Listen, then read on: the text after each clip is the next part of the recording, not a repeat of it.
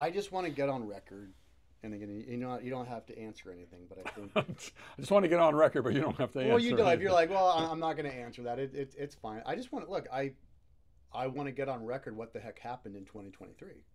I just, you know, Well, let's see. 2023, I had cancer cut out of my left leg. right? Okay. Other than that, it's been a pretty good year. Really? Well, I saw a little bit of controversy, and I'm going to give you my take on it, Okay. at least my optics, and then I kind of want to know like what really happened because everyone's got a view of something, and it seemed to me that the for the last couple of years, well, if anyone's really watching you, and if anybody really wants to sort of do the deep dive of Gary DeMar, you've been talking about this stuff for as long as I've known you, Right. and you've been asking questions, and because you're the end times guy or one of them, um, probably last man standing of a generation, and I mean that respectfully, as far as who's been handling and working with these techs for the last 30 Well, years.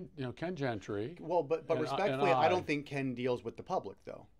he, true, Okay, true. so Like I do. yeah, you actually go places, and I see people run up and hit you with verse after verse after verse after verse. What about this, Gary? What about this, Gary? Right. What about this, Gary? I remember meeting, you know, um, him at one of the conferences, Ken, you know, and he didn't even really know what an iPhone was. Like I was like, I mean, so his distance at that, even from culture. I mean that. I mean, he's just an interesting guy. He's just, he was like, what's this iPhone thing? What's it doing, and I remember joking to him like, so you can tell me who the beast is, but you don't know what an iPhone is. I mean, just it was funny. You people line up and they throw verses at you. What about, and so I've seen you interact in such a way that I don't think most people have had to. So you've really been this guy. So you've always talked about this stuff, and you're the de facto, like, you have to answer every hard Well, question. I'm open. Yeah, That's my and you've deal. always been Yeah, open. yes. Right. And So not that you're a liberal, but I mean, but you've always been open to say, well, I know someone says this and that, and so you've been doing this forever, at least as long as I've known you. Then last year, it seemed like there was that something was building. It seemed like on the peripheral, people were people were trying to get you. Like it seemed like what everyone started. There was these. What's Gary really believe? And then you end up on a podcast, My Optics. You end up on a podcast, and at the end of the podcast, you're wrapping up, everyone's laughing, and then someone says, Gary, so when you die, what happens to your body? And you said something to the extent, actually, I'm still good here. You said something to the extent of, well, I, I think I get some kind of new body and go to heaven. well, what I was getting at, I said there are those who say, when you die, you get a new body. At the point of death, you don't wait to get your body. And I said that's a position that I don't have a problem with. That I think it's a pretty reasonable biblical position. And the thing that I don't want to say it upset me, but I'm thinking, wait a minute, the result's the same. The person dies, they get a new body. And it's whatever God decides, whatever body God decides He's going to give you, I think you're going to be okay with it. But because that's not a confessional answer, that put me out of sorts with a lot of people within my own Reformed camp. But I've never been, for example, I got a email from a young guy at church. Gary, I want to put are you interested in me putting your name in to be an elder at the church? And I said, well, I appreciate, you thinking I'd be a good elder. And I said, I don't think it would work because I'm too outspoken and I have some confessional issues. And I've always had confessional issues. And while I'm a seminary graduate, a lot of people think I'm ordained. I am not ordained. I've never been an elder, never been a deacon, and I've never pastored in the church. I've taught some Sunday school classes and so forth. So I feel like I'm free to ask questions and put people on the spot, and you shouldn't have to come back and say, but that's against, say, the Nicene Creed or the Apostles' Creed or with confessional standards. The confession says self same body, and I'm thinking, where is that language, self same body? And I often kind of approach my wife with these types of things, and she said, well, Gary, where is that phrase, self same body? Well, it's not anywhere. So it's an interpretation of various passages, and I have questions about that. I don't like the Trinity. Yeah, well, yeah, the Trinity. It's not in the Bible. It's not no, it isn't. But I remember dealing with cults, especially the Jehovah's Witnesses, of how to deal with a Jehovah's Witness and the triune nature of God. And it's pretty simple. The Bible says there's one God. It says the Father is God. You got in the book of Acts, you lie to the Holy Spirit, you're lying to God. Right. In the beginning was the Word, and the Word was with God, right. And the Word was God. Okay, the Word became flesh and dwelt among us. Right. I mean, I just have to show that they all have the same attributes. Yeah, right. Yeah, and God attributes. But I never would have answered a Jehovah's Witness who would come to my house based upon a creedal formulation. And the creeds, when you read the creedal formulation, it is an explication of their exegetical work, and they came to those conclusions. It doesn't make the case within the creed based upon the text that I just cited. And so I would never go to a Jehovah's Witness and say, well, the church has always believed this. This was worked out that Chalcedon, et cetera. I never would have done that. The arguments I've always made with a Jehovah's Witness was, let's look at the text. When you go to Colossians chapter 1, Jesus is said to be the creator of all things, but the Jehovah's Witnesses put in brackets created all other things, right? Because they believe that he was a created being. Right. To me, show me the text, and don't show me, don't take me to a confessional statement.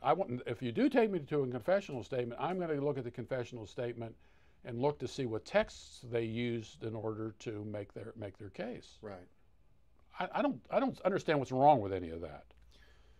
Well, the comment you made at the end of that podcast, which was interesting because it was almost just in good fun. It was almost as if the music was playing and they're about to sign off. It's like, all right, Gary, what happens to your body when you die? And you just said, I think I get a new body, some kind of new body, and I go to heaven. I think that was a statement, right? Yeah. Okay. People lost their minds. Oh, I know. That. Oh, yes, yeah. Okay. You're smart enough to know why people would lose their minds, I think. So tell me why you think people lost their minds on that statement.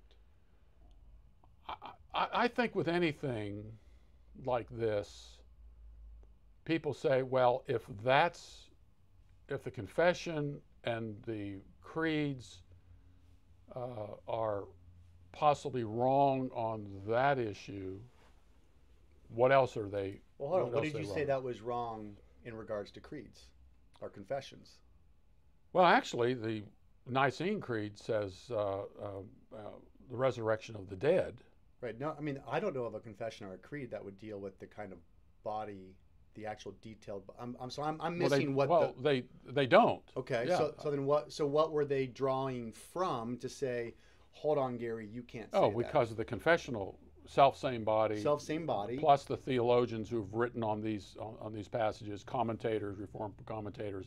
It's pretty clear that, except for there's some people who take a different position on this, that they're saying when you die, your spirit essence goes to heaven, okay. But then when Jesus returns physically, sometime at the end of history, raises our bodies, reconstitutes them in some way, and unites that new body with your spirit that's been in heaven all that time. And do you say, I don't think that's the case? Let's just say God can do that. I don't think the text of Scripture actually specifically says that's what takes place. Okay. But I'm not that smart. These people are a lot smarter than I am. Right. And so I guess they're seeing things that I can't see because I don't have the intelligence to understand those things. Well, but are you being a bit coy there? I like Clint Eastwood. A man has to know his limitations. I know my limitations, and I will concede. If you can convince me biblically, exegetically, otherwise, okay. But I haven't seen the exegetical work enough to confirm to me what the language of the confession is. I believe the Nicene Creed. I believe in the resurrection of the dead. Right. I believe that. But do you believe in the resurrection of the dead in the sense more of the already? There's the already, not yet, but the already, meaning that when I came to Christ, I believed that I was resurrected. It's what I was told. I was told that I was baptized into the death, burial, and resurrection of Christ, that I was made a new creature. My charismatic friend said I could live in resurrection power. Yeah. Right? And that this body, even physical in a sense, and because people were telling me, well, you can't be a Gnostic. Right. So the body soul thing, like, be very careful. Don't do all these. Okay, all right, okay, I'm not going to be a Gnostic, right? But somehow when I became a Christian, this thing that is me, now when I die, because I'm a new creation. I don't know if I missed something. I mean this, like, maybe they meant, no, your soul is a new creation, and maybe your physical body is not a new creation, but I still live in a physical body that is doing things differently through sanctification. Right. 25 years. So I'm wondering, is when you say resurrection, meaning that you believe in the resurrection, that I have been resurrected, you have been resurrected, and now when we die, this new creation gets an e-ticket right to heaven to be in the presence of Jesus? Well, my guess is most people would say, well, what you just described as the resurrection in terms of what the creed says is probably, that's not what the creed is saying about this new. Okay. You've been resurrected in that sense. We've been raised up with Christ. We sit with him in the heavenly places. That the creedal formulation isn't dealing with that. It's not. You don't think so? Okay. It means the final. Yes. A final resurrection of everybody at the end of history. Apostles' Creed says, I believe in the resurrection of the body. Nicene Creed says, I believe in the resurrection of the dead. So the question is, in terms of the Bible, what did Paul mean when he said he was on trial for the resurrection of the dead? That's a fundamental question that I think, and been going to a new Christian, going to seminary and so forth, I think there are certain assumptions about that, but I don't know if I ever heard anyone actually articulate to me what was Paul's point. Okay, that dead bodies were going to come up out of the ground, that God was going to reconstitute these dead bodies. Is that what he was talking about? How about I say yes? What he was talking about, he was on trial for this belief system. And that this belief system was that there was going to be a resurrection of dead people. And if I take what I believe is the classic formulation of the resurrection of that dead, what would be so offensive in that is he was saying, everyone's going to be raised up. Your physical bodies are going to be raised up. And when they are raised up, you are going to be judged. And they did not like that message because that meant judgment from God. Yeah, well, of course, what is it? Hebrews 9:28 is appointed for man to die once, and after that, judgment. Right. So isn't that the resurrection of the dead? Well, the thing is, okay, it's appointed for man to die once, and after that, judgment. When does the judgment take place? Okay, got it. So how about at the resurrection? Okay, so now we're asking the question: if a person dies, Christian dies, what happens? Where are they? Where are they now? Okay, we talked a little earlier. Christian goes to heaven. What goes to heaven? Their soul. Their soul goes to heaven. Are they judged then? Well, I was told they're not going to get into heaven unless they're judged in some way or another. I was told I was already judged, meaning that I came to Christ, right? In a sense, I judged myself. The Holy Spirit came into me. I said, I'm a sinner. I need to get right with God, and I asked for forgiveness. I said, Jesus Christ is Lord and Savior. I'm going to change my life. I'm going to do all this stuff. And so at that moment, I was told that I was judged Judged in terms of the redemptive work of Jesus. Of Jesus Christ, in that He now stands in your place. I would never be judged again. And living in that resurrection power, that resurrection life, was that I will never be judged again, and that I am in relationship with the Father that I was separated from. Yeah. But you can say all that. Okay. But Hebrews 9:28 says that appointed for man to die once, and after that, judgment. Which means, okay, again, these are some things we just don't know. But according to the sequence of that, this judgment comes after death. So the person who is disembodied at death, because that's the position, you don't have a body at death. So when you go to heaven, when you go and you stand before God, you're judged at that point. Now, do we have to wait at the end of history for a new body and you're judged again? What? I don't. Look, all I'm saying is these are questions that people ask. Well, I'm seeing the dilemma as I work through it. I would say, well, judgment doesn't always mean condemnation. True, right. So I'm a Christian. I did everything I said I've done. I die. And the only way I'm even able to now access heaven in the presence of Jesus is because I'm judged. Right. So it's the judgment of, well done, good and faithful servant, based on Jesus. Right. Yeah. That I'm able. So there is a judgment that allows me to get in. Am I stretching? No. I think you're right. Okay. It's the judgment. Somebody who works for me, I look at a project. I give you this project, and I take it and I look at it. I judge it. I've judged this particular. You did a good job. That's a judgment. Yeah. Right. Someone else, I judge. You missed out on something. So there's a positive side of judgment and a good side of judgment. I mean, but whatever it is, this judgment has to take place at the time of death, unless you're a Seventh-day Adventist and you believe in soul sleep, and there's, your spirit, you're sleeping, right? Which is a position that's been held.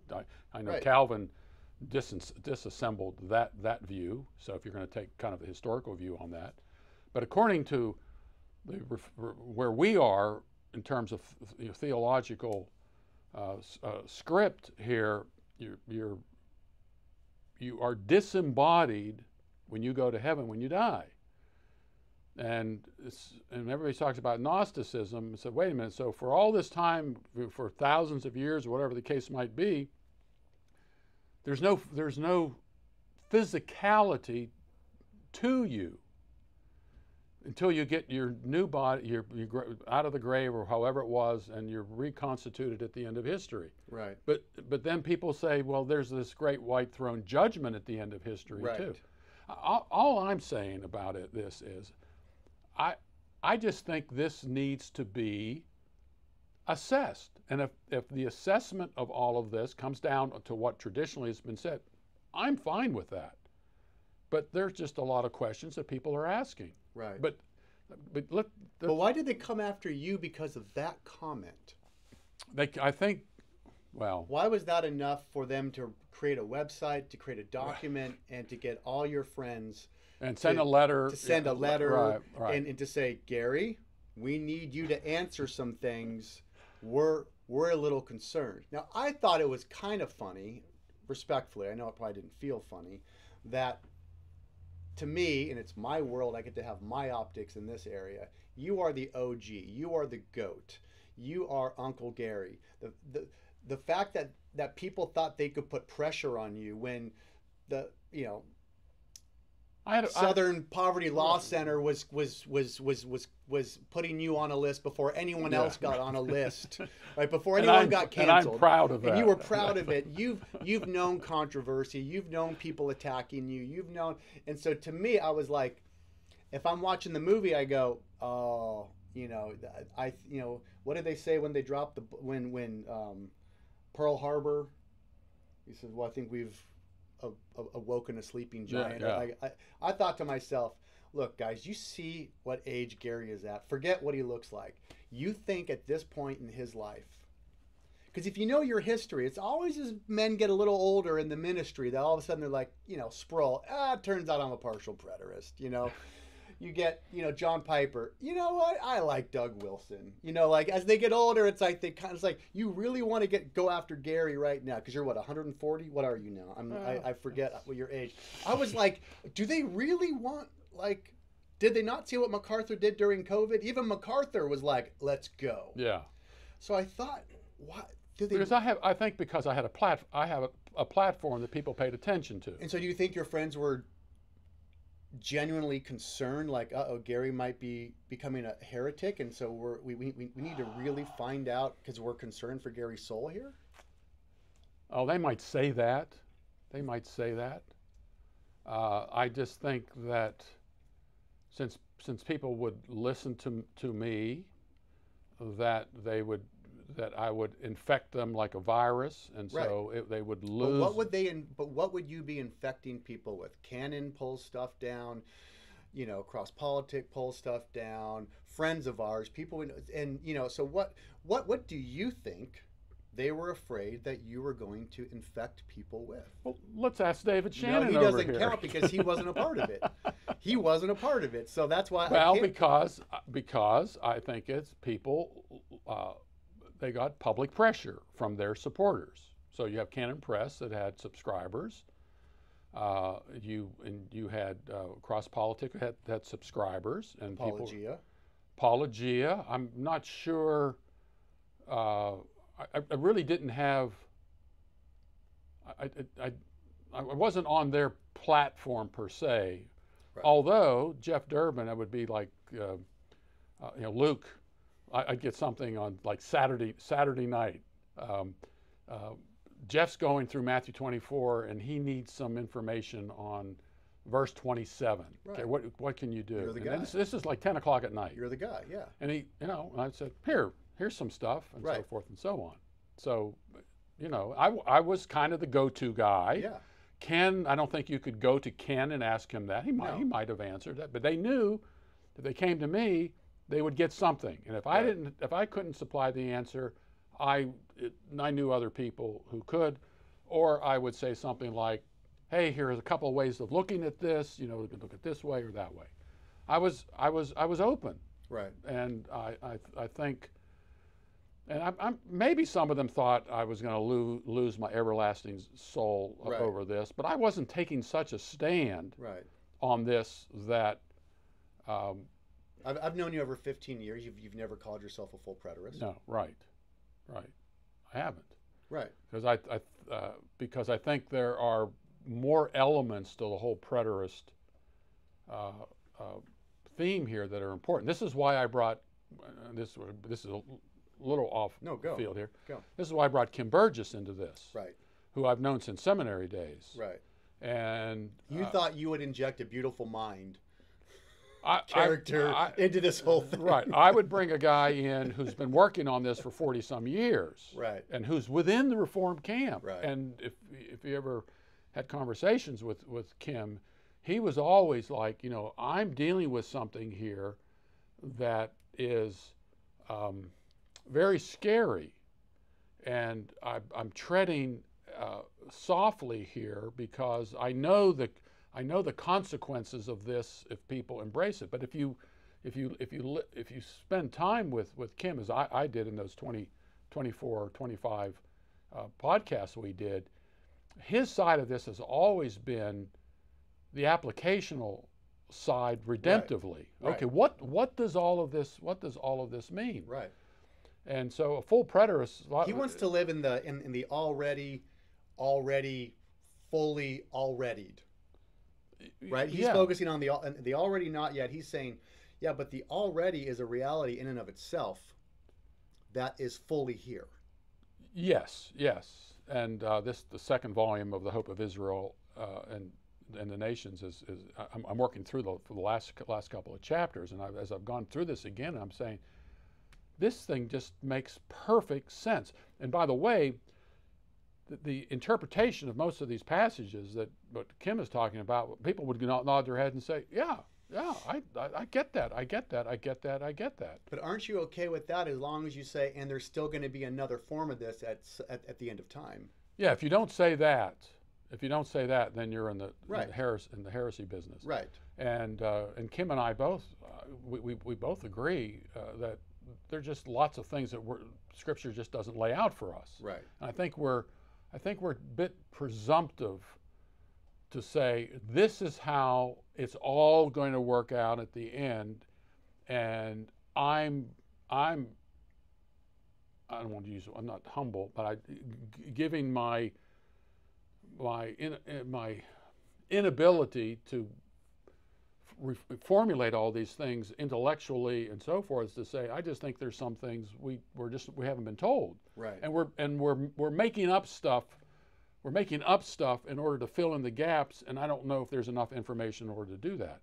And that doesn't lay aside you come to Christ, to live as Christ, to die as gain. I mean, all those sorts of things, the spiritual body, all that sort of thing. You're Trinitarian. I mean, right. And I just say, look, let's look at this. There's one area. Hell questionable for you? Oh, I haven't. That was like the third question that letter writers do.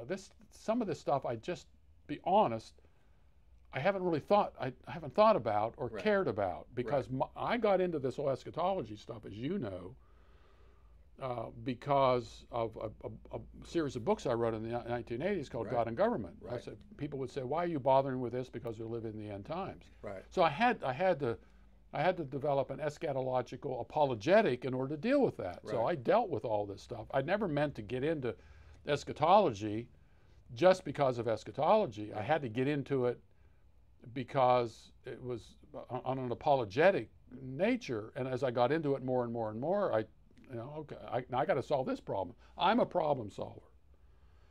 And my two sons are problem solvers. It's kind of innate with us. We see a problem, we like to fix it. You saw the thing. I wanted water. Yes. I wanted water on this Right. acreage, and how do I do this thing? And Yeah. you're out there. I had to dig a 200 foot. You do the work. You start digging into things. Right. You start reading. You start researching. I mean, it's a lost art. That's what I think do. we agree. It's a lost art, right? Yeah. The ability to kind of really dig in. I see your library back here. You will spend time going through things, looking at things, and there's not a lot of people left who will show their work. Yeah, this all came that part of me when I was a teenager. I got interested in athletics. I got interested in a particular track and field event. I picked up a magazine, June of 1964. I saw this thing on the shot put. I saw Dallas Long in there. He had held his high school record. He was a world record holder at the 16-pound shot, won the Olympics and all that kind of thing. And this is something I wanted to do. I had played football. The problem with football, my father was, Gary, you're the next, big guy. Okay, right. But I played on a team, guys who couldn't block. And all that. And I don't care how good of a Turns out it takes a team. Yeah, it takes a team. And so I focused all my attention on this one event, get me into college and so forth. And I did very, very well. But I learned research magazines. This is way before the internet. And that's what I did. That's what I do. So when I see a problem, I want to go in there and find everything I can about that problem. And when questions arise, I'm not in the position. I'm just going to go along with what these guys have to say. Right. Because there were too many inconsistencies. And I wrote a 200-page response to the 3 questions letter. Well, it's 5 now, I think. But what's that? When I looked at the updated, there's 5 things. Oh, there are. Okay. Yeah. Well, I'm only going on the 3. Yeah. And I'll update you. Yeah, you can. Yeah. And what I did is I took all of these guys who signed that letter, and I looked at all the passages that are the controversial passages. Right. And I wanted to see what they said about them. Right. And there's no unanimity among them. And so you got Doug Wilson who signed it. And Doug, look, I have to say, Doug was very gracious to me in all this, and we communicated back and forth. He offered some suggestions and so forth, which is unlike some of these other guys. And so Doug Wilson, let's say on 2 Peter chapter 3, took a position completely different from Ken Gentry on 2 Peter 3. And then you got Milton Terry on Acts chapter 1, verse 11. But Ken Gentry loves Milton Terry, and actually I think he and Jay Rogers republished, I think they have his book on the book site. on I think it was on Revelation out of his, I don't know if it was his biblical hermeneutics book.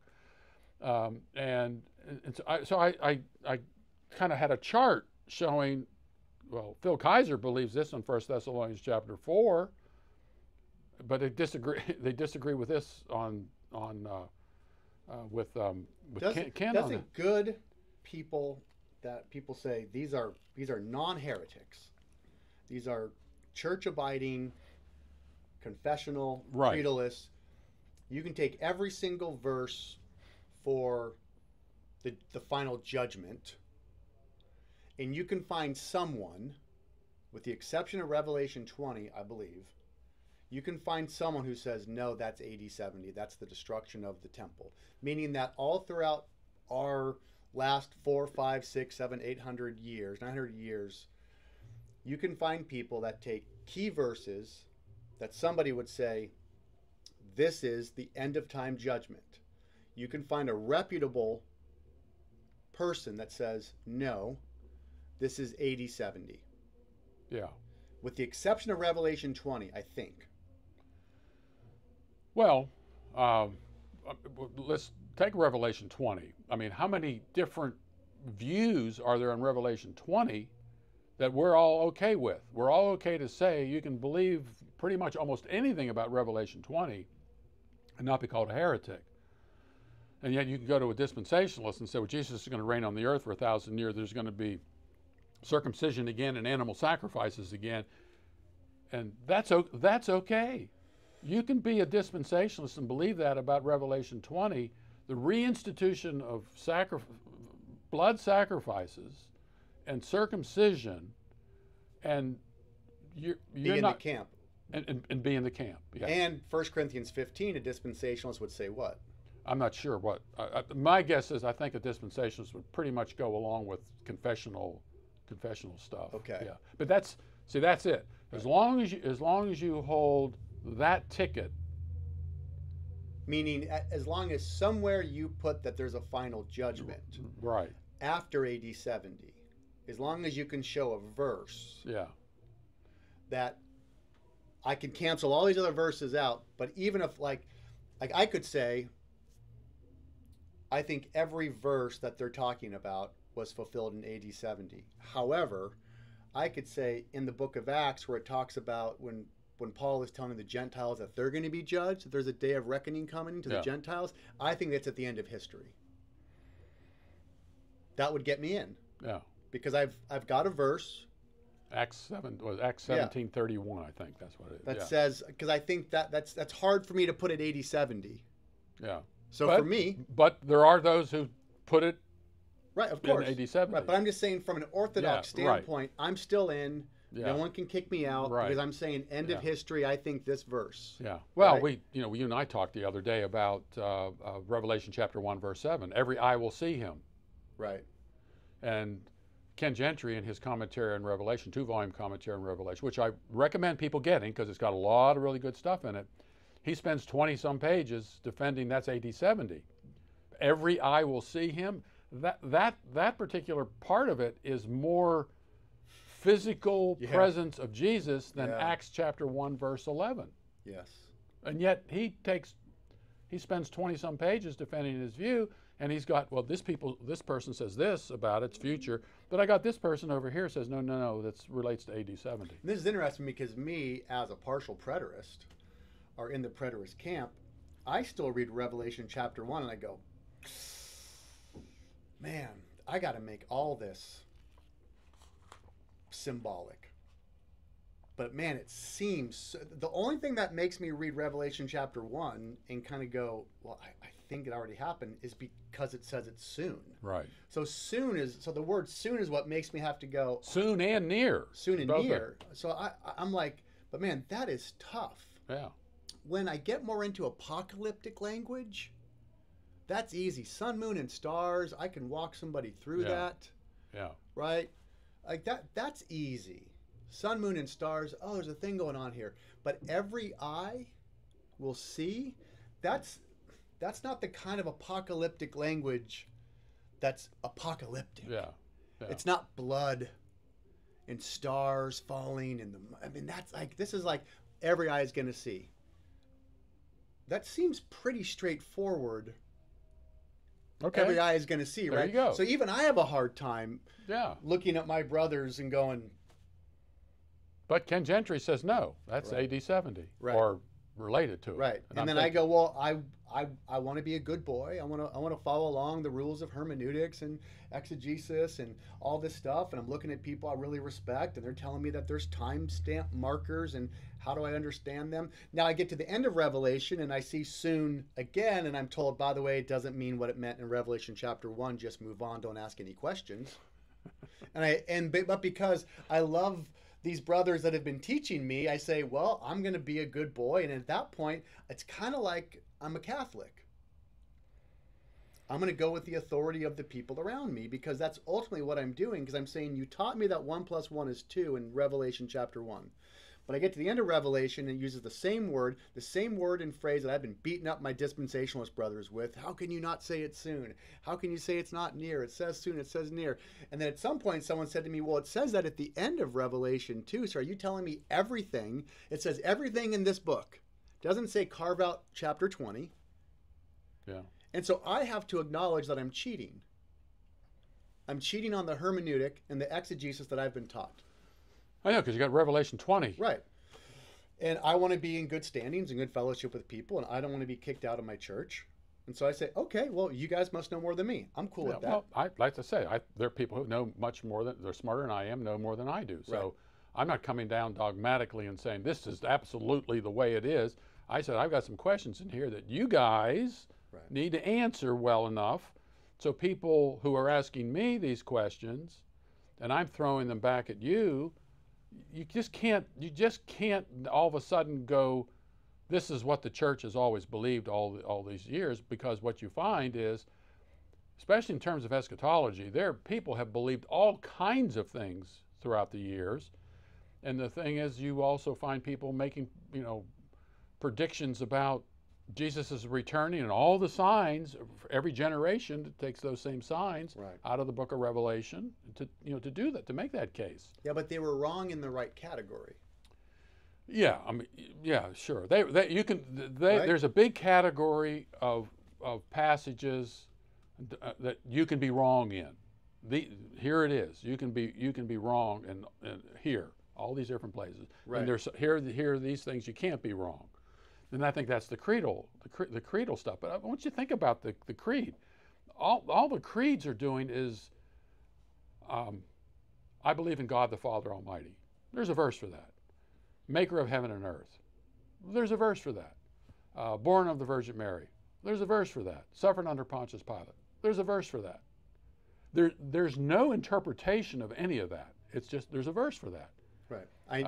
I know where it is. As a matter of fact, and there's not even 9 versions of it. There's kind of 1 or 2, but they're all referring to the same thing. Yeah. And you get to, and Jesus will come again to judge the living and the dead. There's a verse for that. Oh, what verse is it? Which verse are you saying applies to that particular part of the creed? And this is where the hemming and the hawing takes place, because if you say, well, Matthew 16, 27 to 28, well, partial preterists say, no, that refers to the destruction of Jerusalem in AD 70. But it says there, Jesus is going to, judge the living and the dead.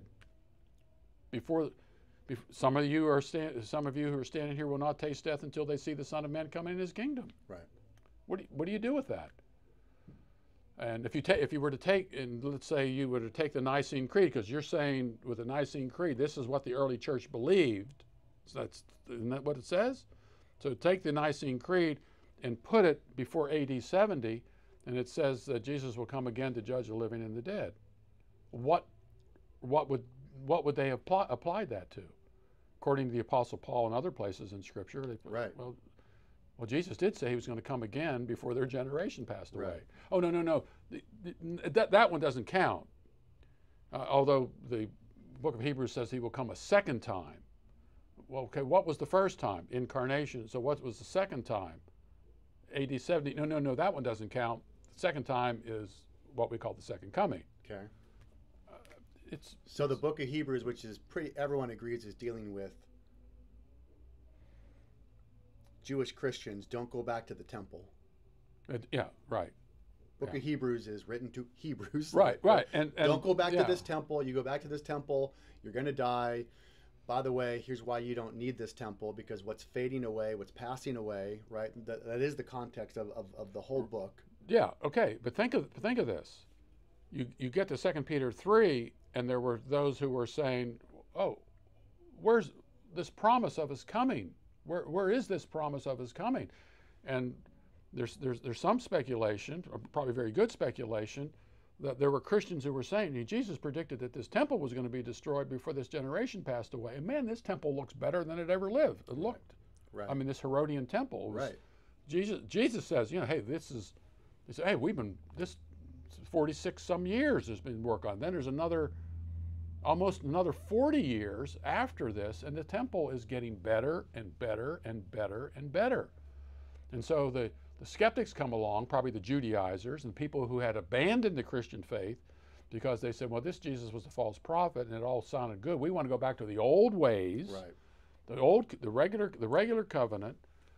And so there was an apostasy that took place. I've been alive 52 years now, and I've seen people in the 30 years of being a Christian, I've seen people in the last 5-6 years all of a sudden just abandon the hope of being a Christian. Yeah. So I've seen people just in my lifetime looking at the culture, seeing things being under particular pressures, or if they haven't abandoned the faith completely, they're fully woke and they've got all the flags on their social media page. And you see, and they were strong 15, 20 years ago. They were like, yeah, let's go march at a Planned Parenthood. And now you see them. So I can only imagine this has always been happening. Yeah, it has been, but we have to understand the New Testament on at least 3 occasions: Matthew, Mark, and Luke. Matthew 24, Mark 13, Luke 21, probably Luke 17, Luke 19. You got 5 places, big chunks of the Bible where Jesus is making these very specific predictions that were going to take place within that generation. I mean, that was a big deal. Right. I mean, you get to the book of Acts, and you've got people selling some of their land, right. their property. Right. I mean, what Jew in the history is going to give up their land, since that was such a big deal? The land was the covenant. It was the promise. Yeah. It was because Jesus had made this statement about all this, and so you're getting almost 40 years. People are starting to waver in all of this. And then all of a sudden, AD 70, and wham. Right. So then you look back over all those passages and you say, everything Jesus said and what the Apostle Paul said in the book of Revelation, soon, near, quickly, all that, well, it makes sense. Right. But we have forgotten all this. And I want you right now to talk about your Taylor Swift story. Yeah. Because we were in San Luis Obispo driving through and went to this boutique store. And how do we go from eschatology to Taylor Swift? To Taylor Swift. Well, it's when you think about this stuff, it's interesting because people talk about, well, what's this theology stuff good for in the real world, right? Well, it helps you understand actually the real world, right?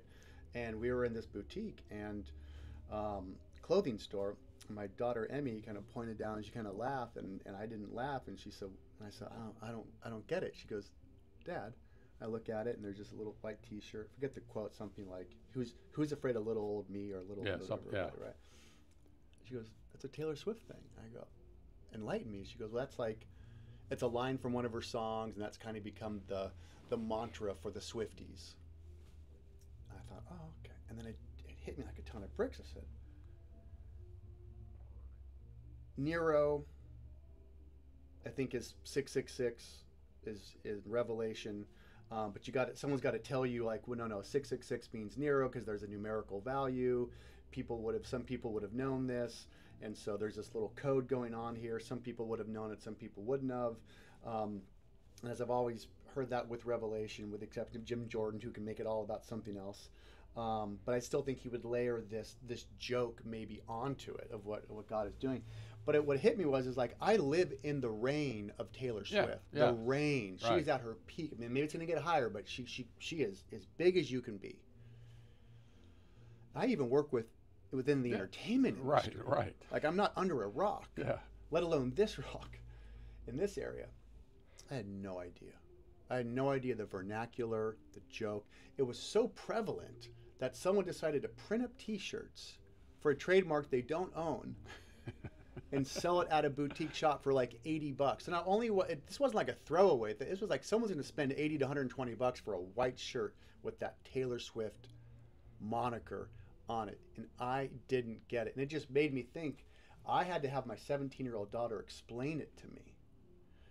And as I looked at Revelation and went like, that was written at that time to those 7 churches, I can't fathom the things we don't know. As much as we've studied it in the history we have, there's got to be so many inside lines and jokes. You could take any rap song, and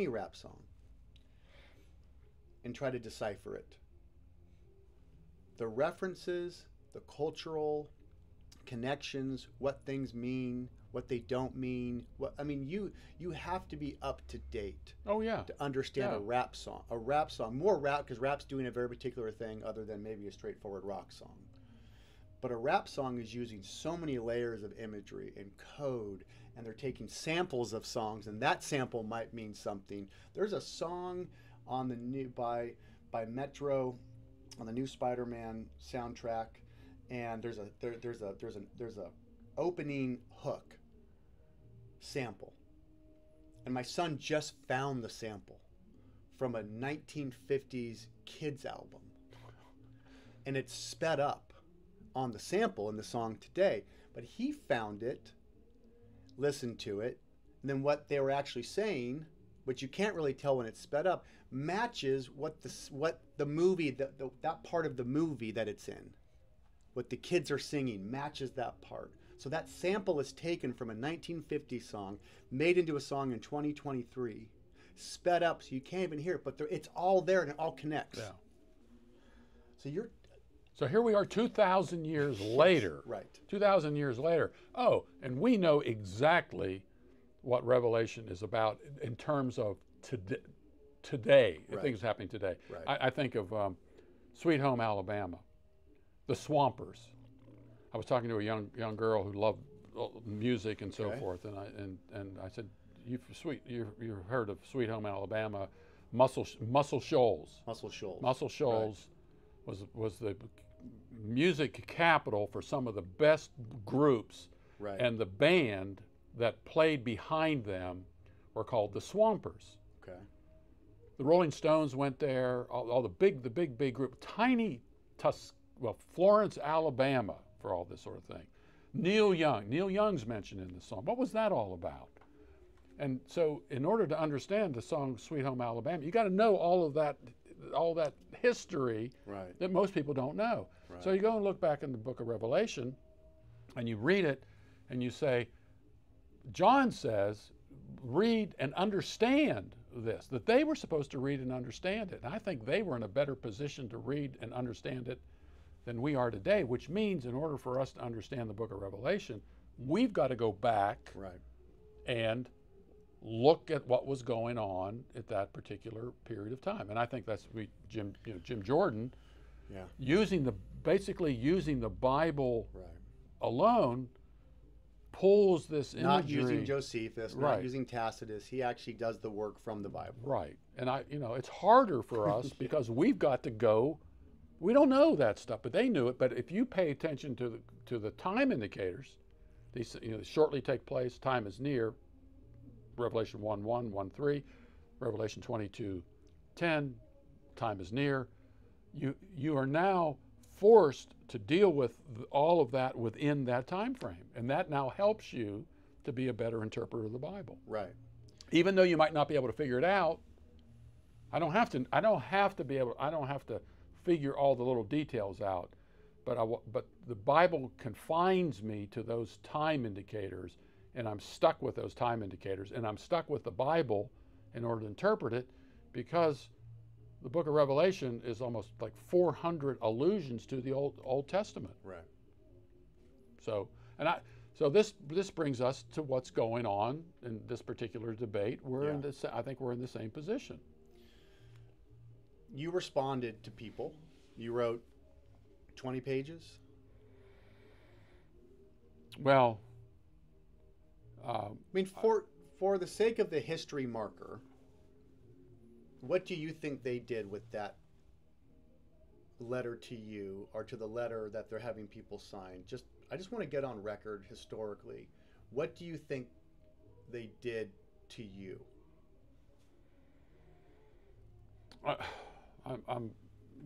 Did to me in what way are you? Well, they did something. Yeah. What did they do? In your opinion, what did they do? Well, let's just say what they wanted me to do was to affirm what these three questions stated, and once I affirmed those three questions, everything would have been okay. What were the three questions in your memory?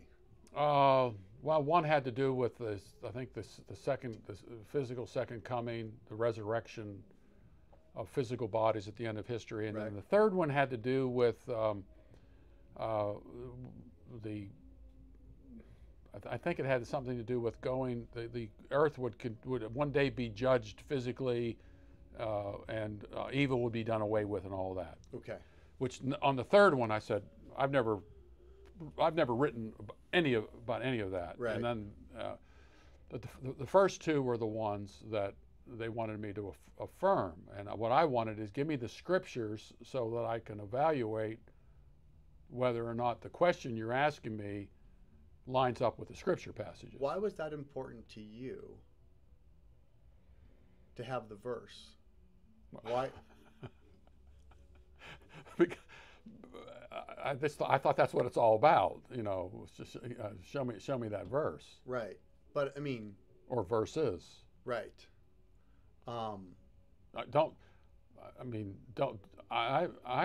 It's like, so were they sign forcing this contract? Sign this contract.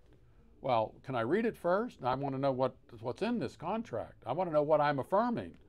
I mean, you want me just to affirm what that says, but I've got some questions about those things. Yeah, just affirm the concept, Gary, that Jesus is going to return. Well, that was what Doug Wilson, he said, Gary, because I laid out, I said, Doug, look, there's disagreement among all you guys. He said, yeah, but you could affirm this, but still acknowledge. But just join the disagreement club, Gary, and tell us that you've got a verse somewhere that you believe in a second coming. And then my critics would say he's only affirming those things just to get out of this dilemma that he's in.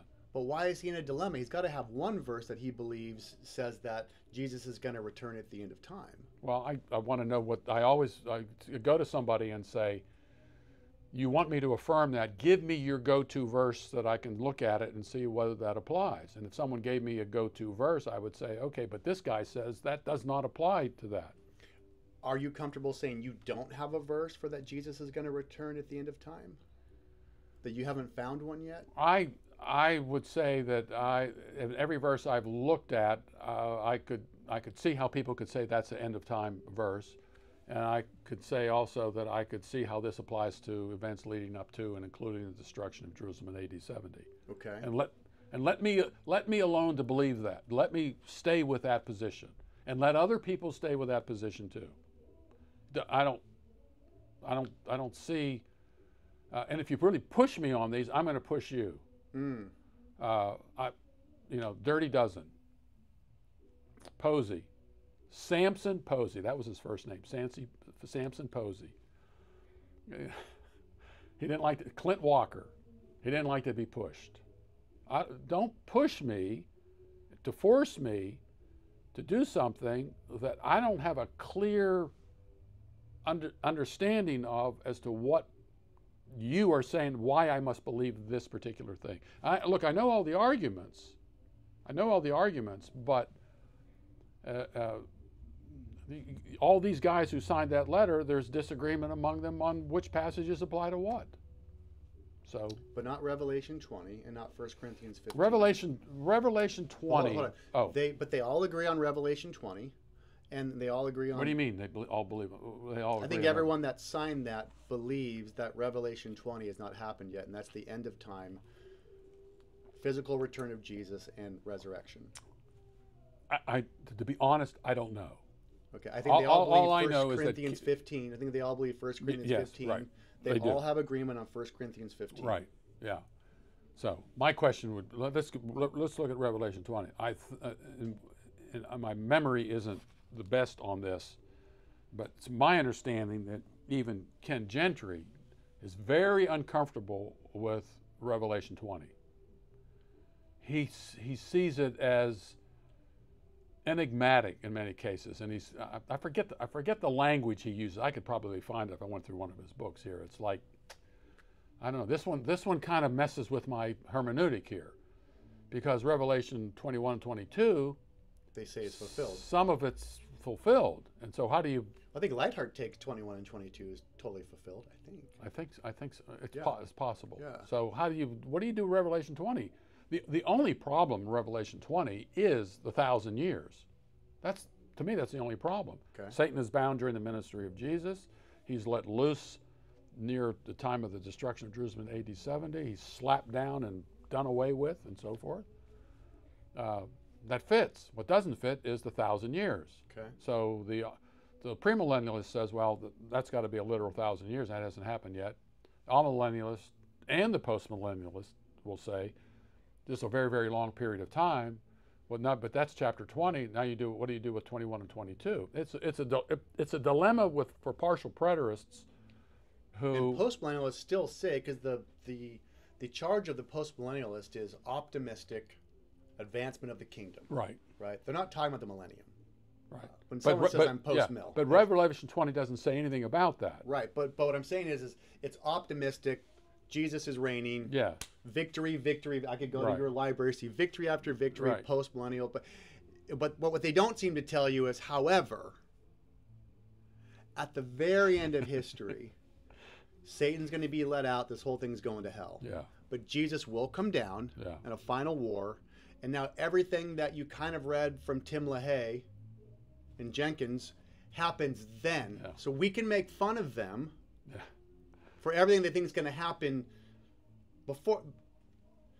All that actually does happen. Yeah.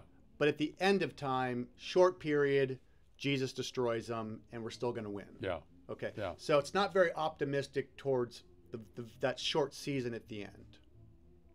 So that's even interesting to me. I'm thinking, wait, what's going on here? What is that all about? Right. But that's really okay. Revelation. Okay, maybe they might have some. Maybe Gentry's waving. We don't know. I mean, I've seen Gentry change. I mean, he's flipped on a lot of things. Yeah, exactly. Yeah. And he seems to be allowed to. And I don't know what card. I don't know what hall pass Ken Gentry got at some point. That he's off limits. He gets to change things. Doesn't have to respond to critics. I don't get it. That's confusing. I love this game of theology. It's a game to me, and I want to talk about this stuff the way people talk about sports. And so I want to be Stephen A. Smith talking about LeBron and talking about basketball players and who should be performing and who isn't, and that Kyrie Irving is not doing what he's supposed to be doing. He was the hope and the promise. He's finally showing up and all that. Look, Ken Gentry in this game has not showed up. He sits in an ivory tower. On the bench. He sits in an ivory tower. He's not even on the bench. He sits in the skybox. He sits in the skybox and just sends manuscripts down, and everyone buys it and puts it on their bookshelf. They go, "Oh, I got the new postmillennial book here by Ken Gentry. Look, I have the post." And it's like, have you read it? Have you seen the changes? He doesn't have to answer to anybody. And it's funny, you make a comment, and they all come after Gary. Sign this, sign that, do this. And I'm thinking, like, what game are we playing here? Something's rigged here. I don't mind saying that, which is why I want to let this genie out. I want to see us dealing with philosophy and theology and eschatology and typology in a way where we can't let people off the hook anymore. If iron is really going to sharpen iron, then there's going to be some sparks. There is no sparks waiting for the next 1900-page book from Ken Gentry that doesn't have to be dealt with at all. And if someone says, but if you give this up here and you give this up there, then you have to get, no, I don't. Oh, okay, 2 + 2 can be 5. And you haven't even done the math. You've just said, show me the equation.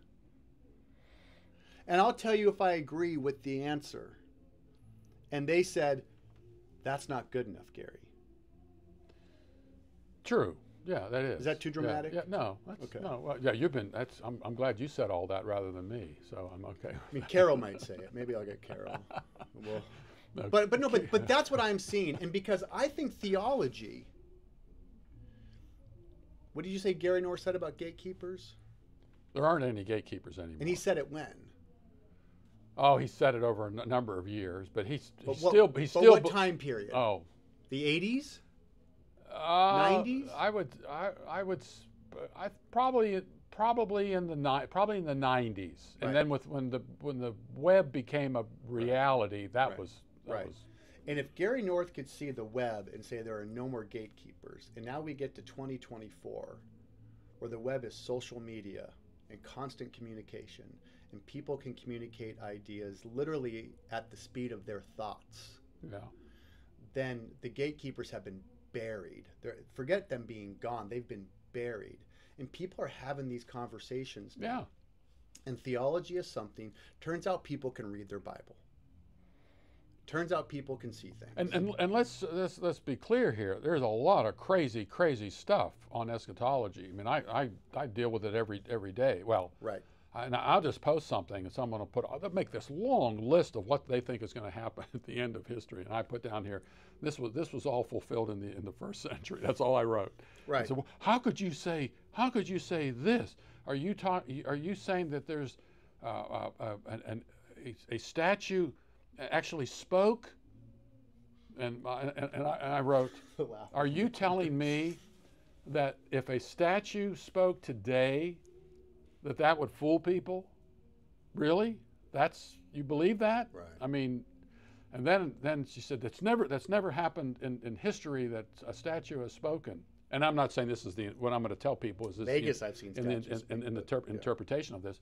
But Heron of Alexandria built these devices that spoke, and it was all a money game. Put money in this thing and this. And so I'm sure this woman had never even heard of this before. Right. But that's not what's going on there with this idol that spoke. Right. What is this thing?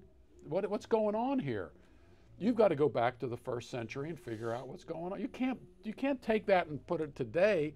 Now you have to maintain that there's actually going to be some sort of idol somewhere that's going to speak, and people are going to bow down to it. Come on. You got CGI. I mean, you got people. They just know it's fake. That was the CGI. And come on. But back then, I don't even think it had to do with what Heron of Alexandria was doing. I love Jim Jordan's exposition of Revelation 13. I think it's spot on in what he's pulling together. What was happening there? These two beasts, the sea beast, the land beast. You know, the lamb that had two horns, he spoke like a dragon. What is all that? You cannot interpret that in terms of what's happening today. You had to interpret that. How would somebody? What's a lamb? What horns? What are horns? Sea beast. Why sea? Why land? What's the collusion that's taking place? The number 666. I mean, Jim says, hey, where is the other place in the book of Revelation, in the Bible, where 666 appears, other than the page 666? And if you were to ask somebody of that today, or even Bible commentators today, they couldn't tell you. They couldn't tell you. Which is funny, before you answer that it's not even a cross-reference. We think of all the cross-references we have in Bibles. We have mind-blowing cross-references. Right. I mean, mind-blowing cross-references. How no one in the history of cross-references makes this one. Because it's where? In First Kings chapter 10. And it's a description of Solomon's breaking the commandments of a king. All right? And that 666 is the only number in there. It's a number of talents of gold that he brings in. 666. Every other number in there about the number of horses and so forth and so on are round numbers. It's the only one that isn't a round number. And so what happens in the very next chapter, he marries all these foreign women, all these foreign wives, which... Infidelity in the sense of... Right. It's intermarriage. But bringing together these pagan nations with Israel, okay, violating the commandment. I think it's out of, is it Leviticus 17, or is it Deuteronomy? I can't remember which one it is. And then, so what happens in the period of the book of Revelation? Collusion between the Romans and the religious leaders, the Herodians and all that sort of thing, to go up against the church. Right. Well, if you know that connection, Revelation 13 makes, even though you may not know all the details, right, then buying and selling. Not all the Taylor Swift moments. Yeah. Right. Yeah. But buying and selling, people, oh, that's economics. That's modern day economics. But you won't be able to buy and sell, and so it's got to be globalism and all that. I always tell people, I said, look, if you think if you need a Bible verse to tell you of economic tyranny that's taking place, you don't understand how the Bible works. But what was going on back then? What was the buying and selling? Why is it that the Apostle Paul in the book in the book of Acts, what happened when he got into the temple? They threw him out. They threw him out of the temple. And so you have Jesus, I think it's in Matthew 21. Jesus goes into the temple for the second time. And what were they doing in the temple? They were buying and selling.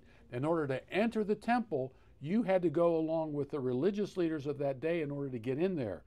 So if you take buying and selling in Revelation chapter 13 and try to turn it into modern day globalist economics, you miss the point of what's going on there. That temple was just being rebuilt, which was an affront to everything Jesus was.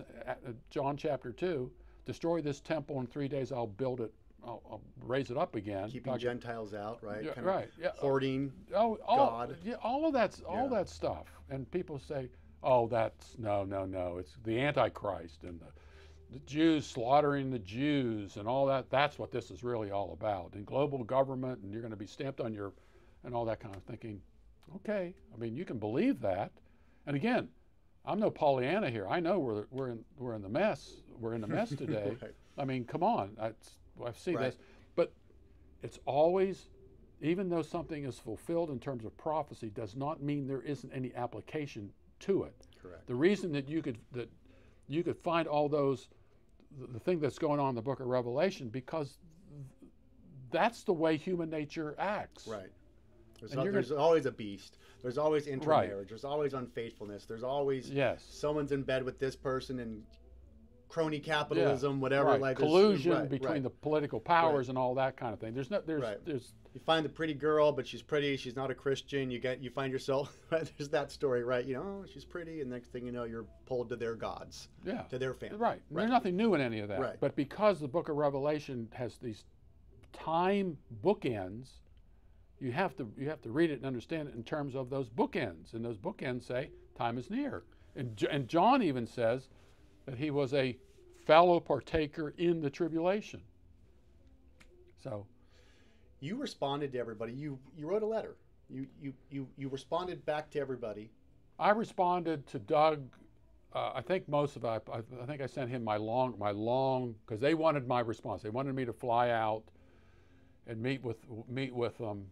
And that's when I was going through this cancer deal and all that, and I really couldn't get on providentially, if people knew what happened when I was in Mexico. And for the record, I was talking with you.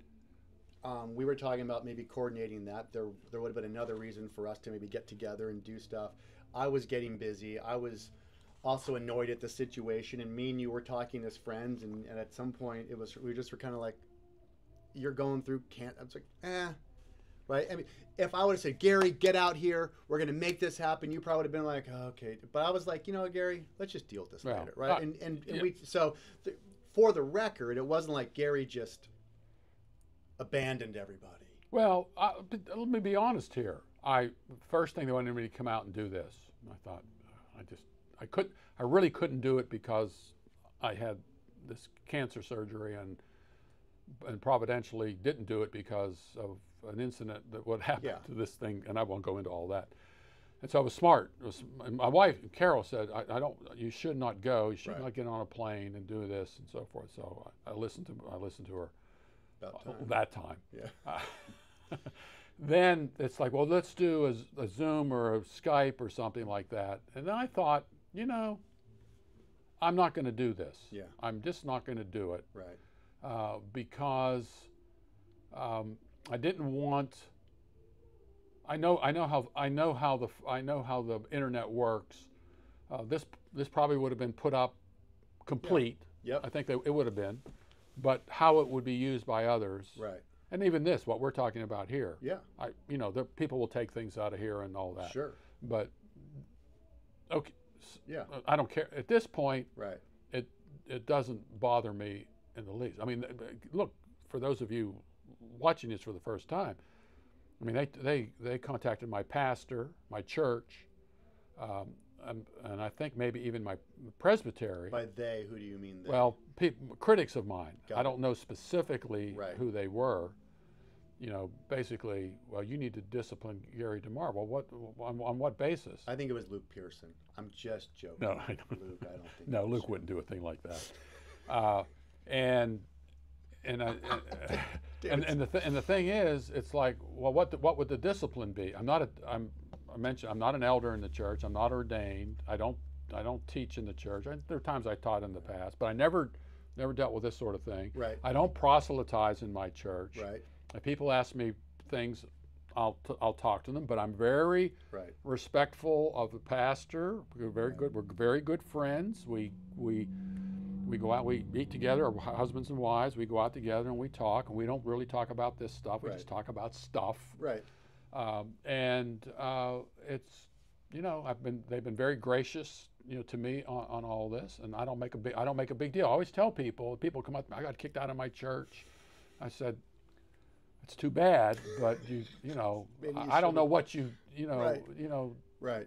You can go to your pastor and say, hey, I'd like to talk to you about this and all that, but don't make it an issue, church-wide issue here. What you need to. That's the irony to me in this whole thing, because I've known you, and your reputation of people knowing you is you're not a troublemaker. You actually don't do those things.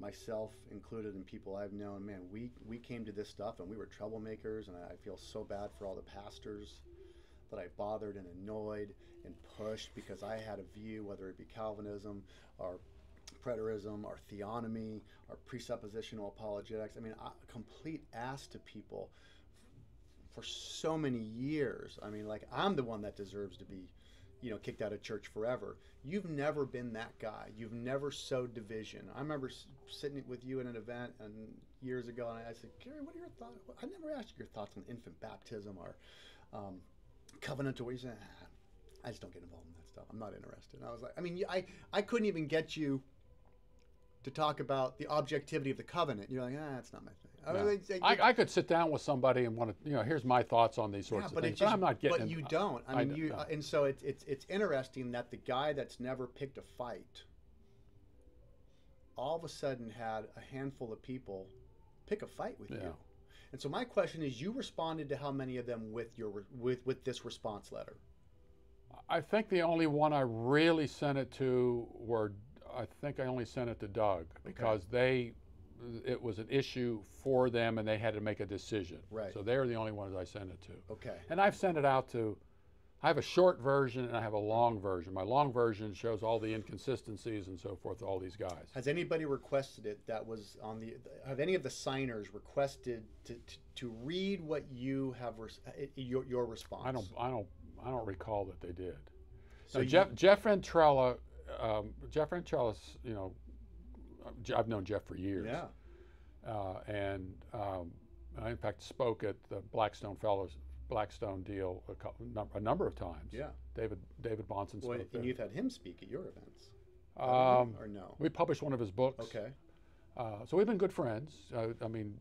He knew Greg Bahnsen and all that. So, and he was kind enough to send me, a thing, and I wrote a response. Yeah. I never heard anything back Okay. as to, he said, thank you for sending it. I wanted to, well, what do you think? Right. I sent, because I would not go out there and record or do a Skype or a Zoom or whatever. Right. I sent those guys my response. Right. And I can't recall if I sent it to Cross Politic guys or not. I'm not sure. But if they requested it, I would send it. Right.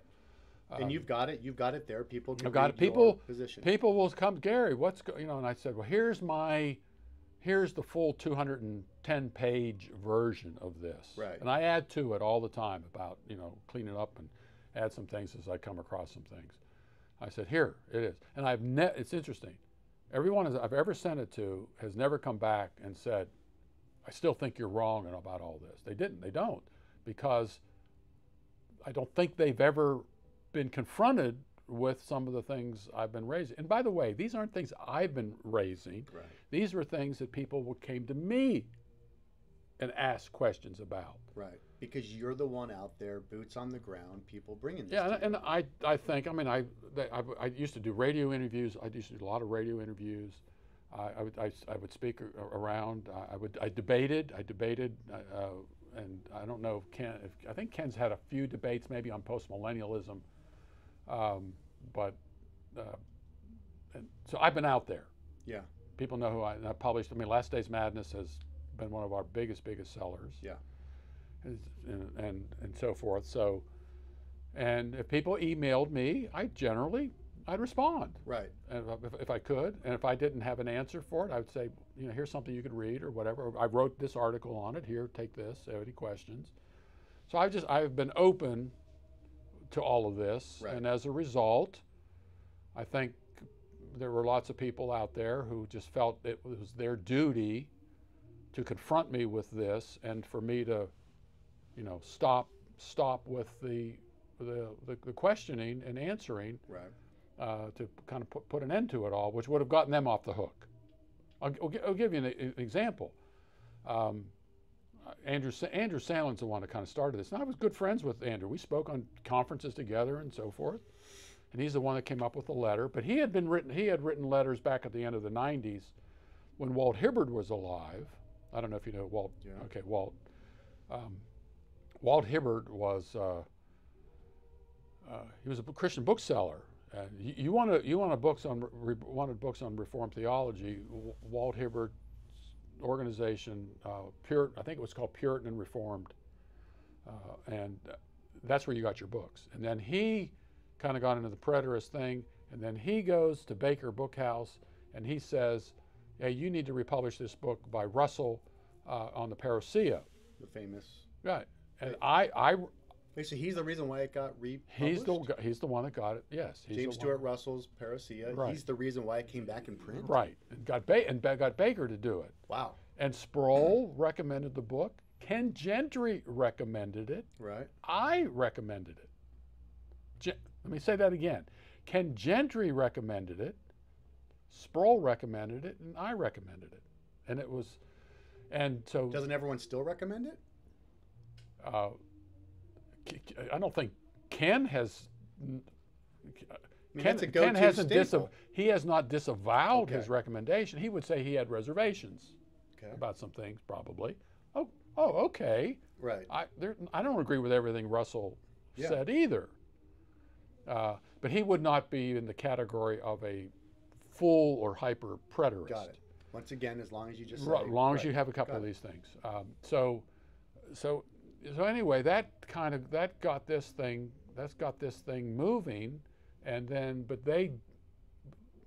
and Andrew Sandlin wrote a criticism of Walt Hibbard because he was pushing a lot of full preterist stuff through his book deal, and they put him out of business. Okay. They put Walt Hibbard out of business because he was selling preterist stuff. Full preterist material. Yes. Jesus is not going to return. Right. Okay. And they, So. we can't let this guy be a clearinghouse for these books. Okay. Well, it seems reasonable when we talk about heresy. I mean, I thought everyone agreed Yeah, that right. that was heresy. Okay. Yeah. So that just tells me that Sandlin has a history in some way, Right. shape, or form of making sure he finds the heretics. Right. And making sure they get what's coming to them. Right. And he even confronted Sproul in his book, The Last Days According to Jesus. He wasn't hard enough on the full preterist stuff. Who confronted him? Sandlin, Andrew Sandlin, wrote a letter to Ligonier over that, wrote a letter to Hibbert, Saying wrote that, a letter to me back in the 1990s. saying that R.C. Sproul wasn't enough of a preterist? Wasn't enough of a critic of the full preterist position. Got it. Okay. So writes the book, but isn't clear enough on Right. on who to make sure we designate as Right. heretics. And this is another interesting thing. Andrew Sandlin wrote me a letter. So this is back in the 90s, but that didn't stop Andrew from speaking at some of the same events that I was speaking at Right. much later. Right. So, and so it's not like what the things I was asking were new. Right. They've always been there, but all of a sudden it's like, oh, wait a minute, we got to do something about Gary DeMar with all this, and so that's when the letter started. And it all came because of that Burroughs of Berea interview. Right. Yeah. But it seemed like people were watching and people were looking to get you on something. Yeah. Yeah. And so my question is that if you say, look, I'm open to sit down with anybody and have the conversation on this stuff, I know you are. It's got to be the right environment, I'm assuming. But let's say someone says that. It would seem like someone could just jump to the punchline and say, okay, is what you're telling me, Gary, no matter what verse I bring in front of you for the end of time, final judgment and resurrection and all that stuff, you're going to just point to someone that's held that view is not the end of time history, or even if I stick on 1 Corinthians 15 or Revelation 20, you're going to just tell me because of timestamps and markers and indicators and even the way we look at 1 Corinthians, you're basically going to say, no matter what I bring to you, you're going to say I have a hard time seeing based on this. So you're just playing this full preterist game by deduction. And you're making all of us just say, well, we must be full preterists. And you're kind of playing this rhetorical, exegetical, hermeneutical game. And that's I can understand that. And here's my take on this. I have there's a whole list of verses that I believe are actually, I don't think there's any other way to say that they don't refer to AD 70. I just, so there are those. And there are some passages of Scripture I can understand how people would say they don't apply to AD 70. And the thing is, I'm okay with that. I'm okay with people saying these verses we believe absolutely refer to the second coming of Christ, the physical appearing of Christ. And all I've been saying is there are people who don't hold that view, and I don't see that as being a doctrinal biblical problem. You don't think it's bringing people into some sort of liberalism. You don't think it's bringing people into some sort of degenerate lifestyle. You don't think it's bringing people into hating their wives and their kids and not being involved in government. You're saying, look, I think there's enough guardrails within the Christian faith, Life and Character, which I think is a book we sell here, that you can be a good, solid Christian, and there's just weird stuff on the outside, and you're saying, like, I don't think everyone's got to get a gun to their head to answer those questions. Look, there are people who I would say could say take things too far. You have Calvinists and you have hyper Calvinists. So there's that. Right. There are dispensationalists, for example, who don't want to have anything to do with getting involved in politics per se, but yet there was Tim LaHaye who did. Right. And I would say that there are kooks and crazies in every movement. And since one of the you mentioned to me not picking fights with people and so forth, I learned I learned from my experiences in seminary over the theonomy argument and Christian Reconstruction about how not to do things. And the theonomists got a bad name because of their approach to it. Calvinists, a lot of the Reformed guys who were Calvinists, who come to seminary and on Sundays would speak in some of the small churches in the Mississippi area, and they would take the stuff that they learned about Calvinism or whatever the case might be, and start preaching on that stuff on Sunday morning. And most of these congregations were small. Most of them were elderly, older people, and so forth and so on. Got back to the seminary, and I remember Jack Scott, who got up in the pulpit. There's very few chapel messages that I remember, but I remember Jack Scott's message above all else. And he was a professor of Old Testament and wrote this the Sunday school lesson for the Presbyterian Journal. Fine man, great scholar, great guy. And he started going through the book of Job and took Job's miserable comforters, and I can still hear it, still reverberating with me. And he said, right, and he says, wrong. These guys seemingly had their doctrinal ducks in a row, but they were dead wrong in the way that they applied all of this, what they were taking to Job. And then he basically, reamed out these guys going out and taking the message of the gospel and free grace and so forth, and just tearing into people on the basis of all of that. I watched some real strong theonomists and so forth in the way that they I won't say they attacked professors, but they tried to get to professors on the theonomy stuff and Christian Reconstruction stuff, and it's just the wrong approach to take. So I learned a lot from that. And so I've just been sympathetic to people who have questions, and this is what I'm doing, and I think there are a lot of people out there who are attacking these people who are wrong in their approach of attacking these people. You're not winning them, especially when you will not sit down with them. The assumption is, oh, they're heretics. I can't debate a heretic. Right. But you can debate Muslims all the time if you want, or debate atheists. Right, yeah. But you can't debate somebody who disagrees with you on some things that, there's some iffy issues with it. Right. So, anyway, I learned a lot from bad examples. And do you feel that the response you've given that anyone can read? Yes. Right. You didn't go and firestorm. Let's go debate and go to national. And I didn't circuit. publish it. I didn't publish it either. You didn't publish it. It's available for anyone to read. Right. And you welcome comments and thoughts and corrections with what you've written.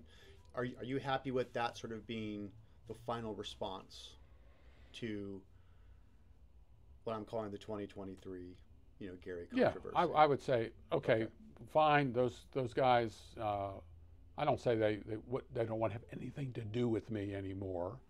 I haven't written them off as friends. Right. I did not. I made it very clear to Andrew Sandlin, I did not appreciate his approach to this with me. Right. Because I would not answer this something was sent to me privately. He decided, well, we're just going to put it up on Facebook. Right. Yeah. And then there were a couple of other people involved. I won't name them. And then what that came up with. Let's see, Whitefield Theological Seminary and Sam Frost, and Whitefield Theological Seminary didn't seem to have a problem with Sam Frost being there, and who was, not only was he just talking about full preterism, but he had published stuff on full preterism, and nothing was said about that. Right. And then Ken, I'm drawing a blank, Ken Talbot was seemingly okay with that. And Ken Talbot was one of the board members of American Vision And Ken, and supposedly Andrew Sandlin told me, oh, Ken has been a vociferous critic of full preterism. I'm thinking, well, he didn't see that with Sam Frost, Right. because Ken Talbot actually called me on the phone, said, what do you think about having Sam Frost coming to Whitfield? I said, I don't have a problem with that. That's, Yeah. And then Ken Talbot never said a thing to me during the time all the board meetings we had about things that Andrew Sandlin wrote about me in late 90s. So all of a sudden, 2023, I'm the bad guy here, and it's time to go after Gary DeMar. Right. And at first, I thought, what am I going to do about this? And I just said, I'm going to stand my ground on this.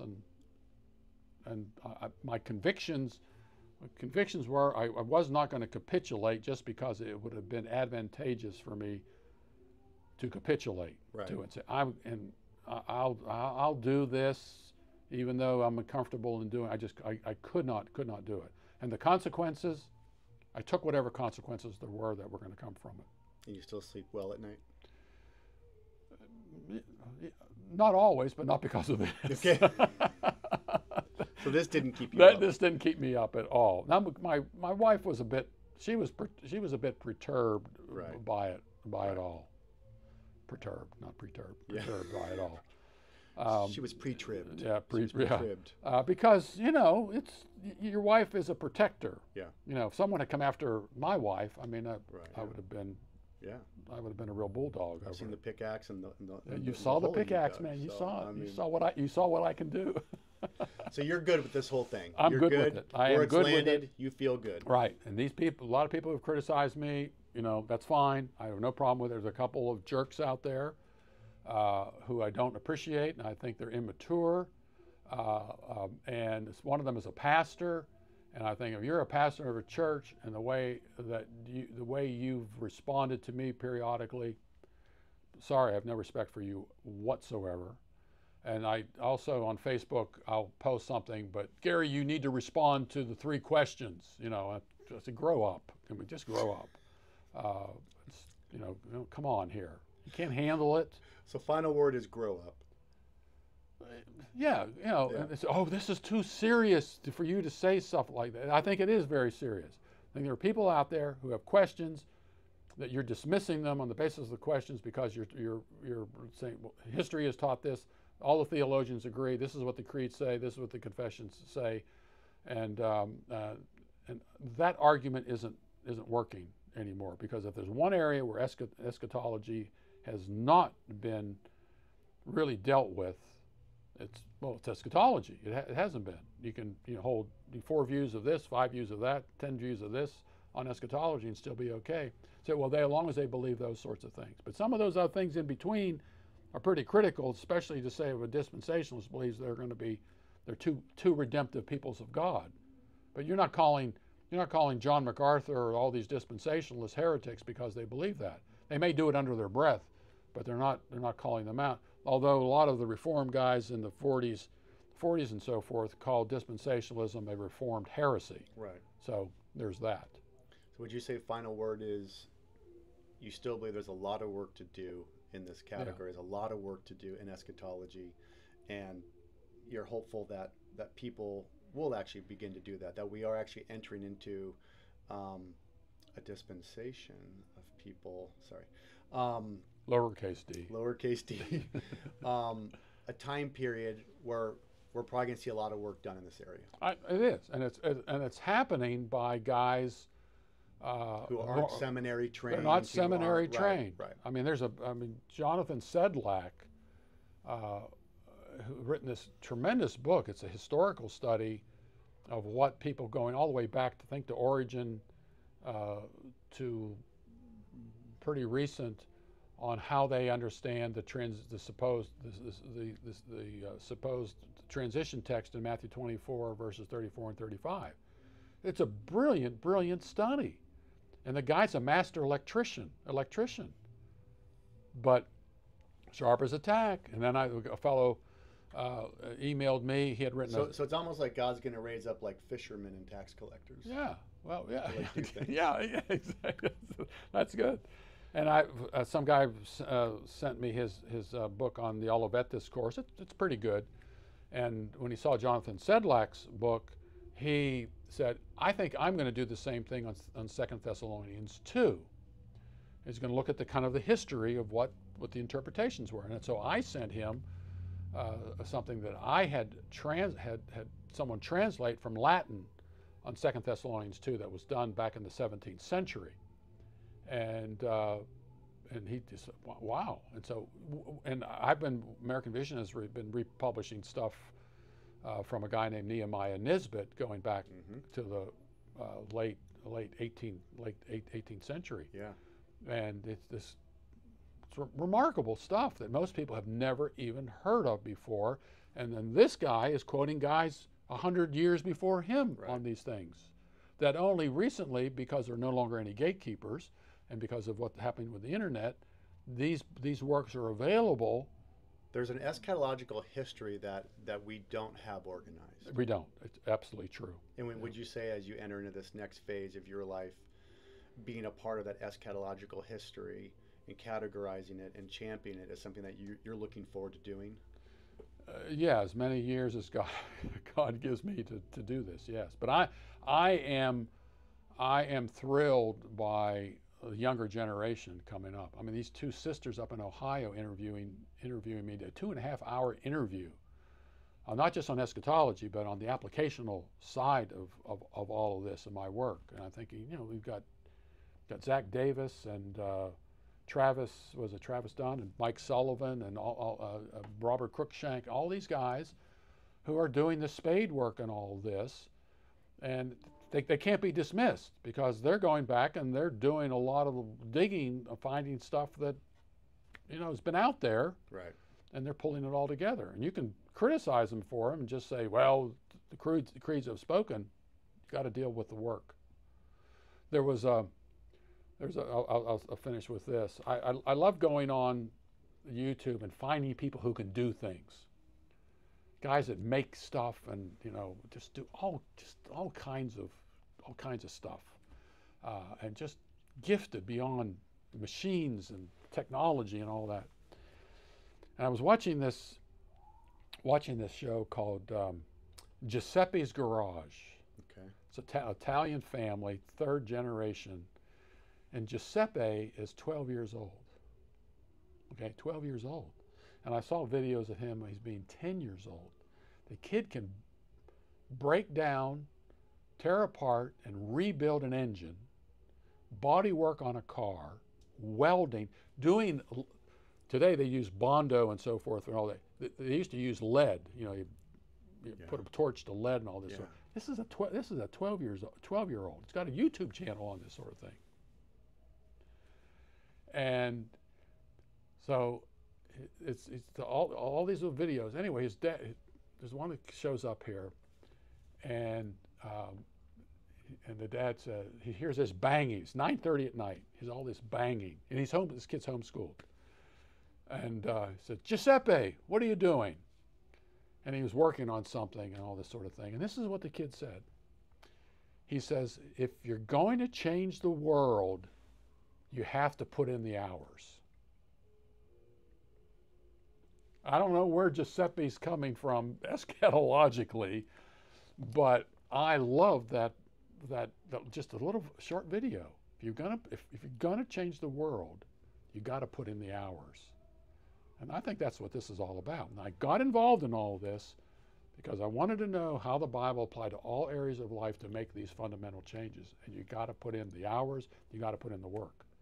And show your work. And you got to show it. So people can look at it and say, I want to see what you've done. So anyway.